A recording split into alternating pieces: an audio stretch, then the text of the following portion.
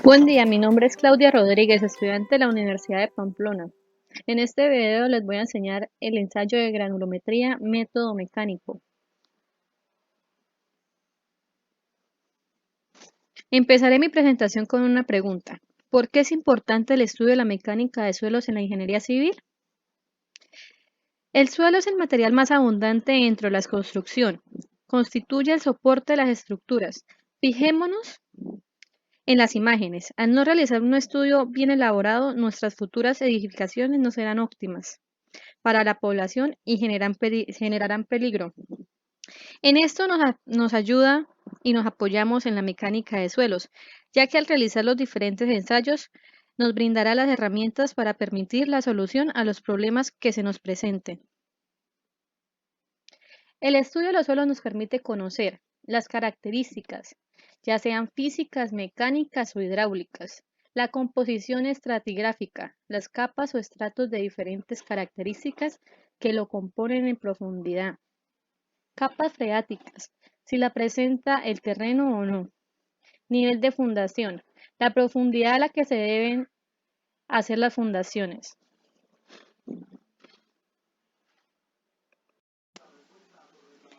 Teniendo el concepto claro del por qué es importante la mecánica de suelos, a mi laboratorio ubicado en el barrio San Martín, en Cúcuta, llamado CLACAR, llegó una muestra de suelo, la cual nos pidieron realizar su análisis granulométrico y determinar si ese suelo cumple como subbase para la edificación de una vía.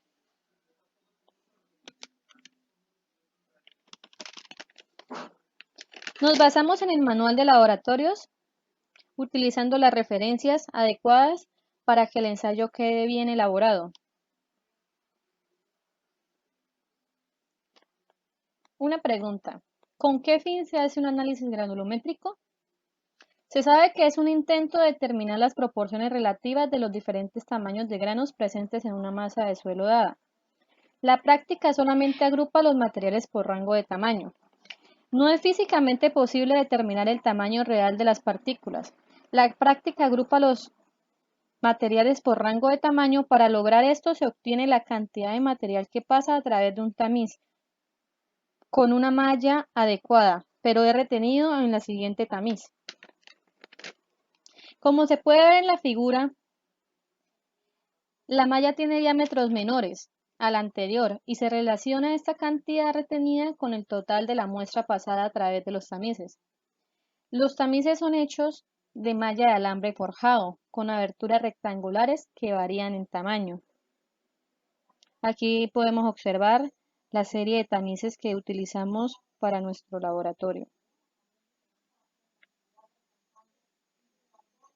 El tamiz número 200 es el punto divisorio. Las clasificaciones se basan generalmente en los términos de la cantidad retenida o la cantidad que pasa a través del tamiz número 200. Curva granulométrica.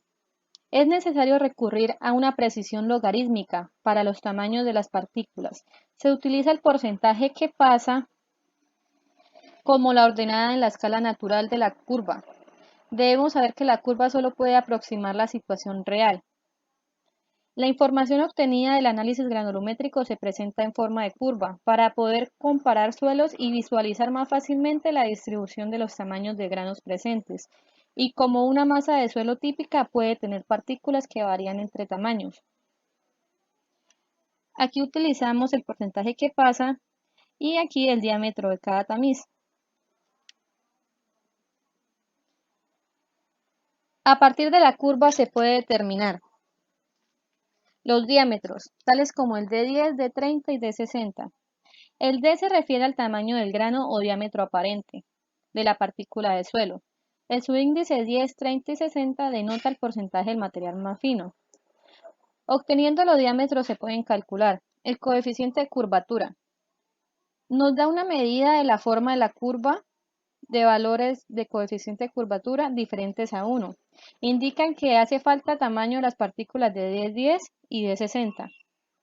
Y el coeficiente de uniformidad indica si el material está bien gradado o mal gradado. La norma INVE 330-1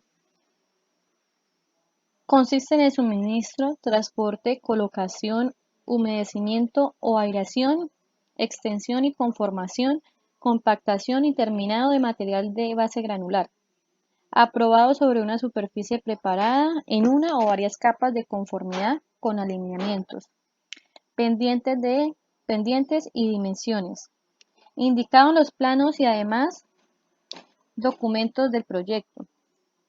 Con esta tabla nos vamos a guiar para poder determinar si el material que nos trajeron a nuestro laboratorio cumple o no como su base. Aquí podemos ver los diámetros, el porcentaje que pasa y los diámetros de los tamices. Bases granulares de gradación gruesa. Están los porcentajes. Base de granular de gradación fina. Está la tolerancia en producción sobre una fórmula de trabajo.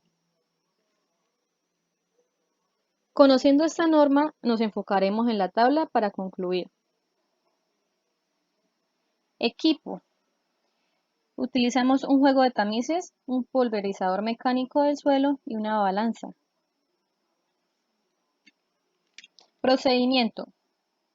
Se pesan los recipientes que vamos a utilizar y después el recipiente con la muestra, en este caso 7200 gramos de suelo secado al natural, tomado en el campo y guardado en saco, como se procede a ver en las dos primeras figuras. En el segundo paso es posible utilizar el cuarteo mecánico y teniendo cuidado de tomar muestras de diferentes sitios. En el tercero es colocar la muestra sobre el tamiz número 200 y lavar con cuidado. Aquí pudimos observar que había muchas partículas gruesas como piedras que quedaban retenidas en varios tamices. Entonces lo que producimos fue primero a mojar toda la muestra para ir separando y lavando esas partículas gruesas que contenían el suelo, para después ahí sí proceder el lavado de la muestra de los granos más finos para poder que sea más fácil lavarla. Cuarto paso, verter cuidadosamente el residuo con ayuda de agua en un gran recipiente de secador y permitirle sedimentar por un largo periodo de tiempo, suficiente hasta lograr que el agua en la parte superior de la suspensión se vuelva transparente. Como se puede observar, aquí ya tenemos la muestra húmeda, lavada en su totalidad y la ingresamos al horno. Al día siguiente volvimos y como se muestra aquí, ya la muestra estaba lavada, esperada para ser tamizada. El sexto paso es hacer el tamizado manual por cerca de 10 minutos. Alternar el modo de agitación de forma que los granos sean impulsados continuamente a pasar a través de las mallas. No es aconsejable mantener un ritmo fijo durante la agitación. Aquí agregamos el material. En este caso, como era mucha muestra, entonces dividimos las muestras y empezamos a tamizar. 7. Obtener el peso del material que quedó retenido en cada tamiz.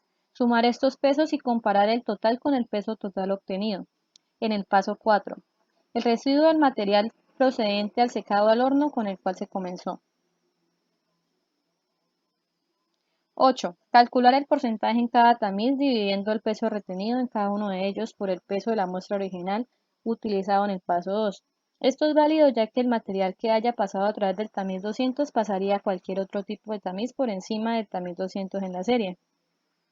Y noveno es calcular el porcentaje que pasa o el porcentaje más fino que comenzando por el 100% y sustraer el porcentaje retenido en cada tamiz.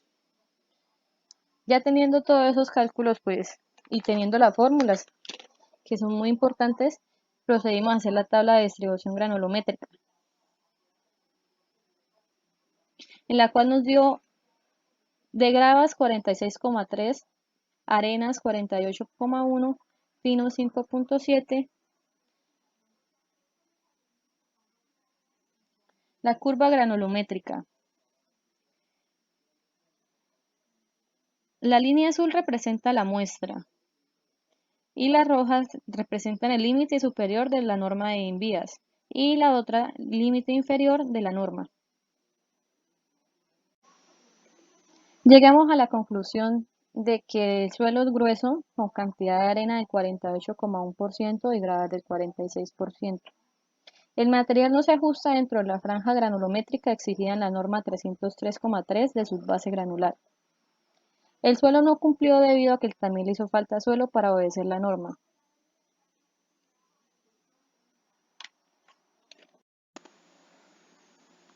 Espero que les haya gustado el video. Muchas gracias por su tiempo.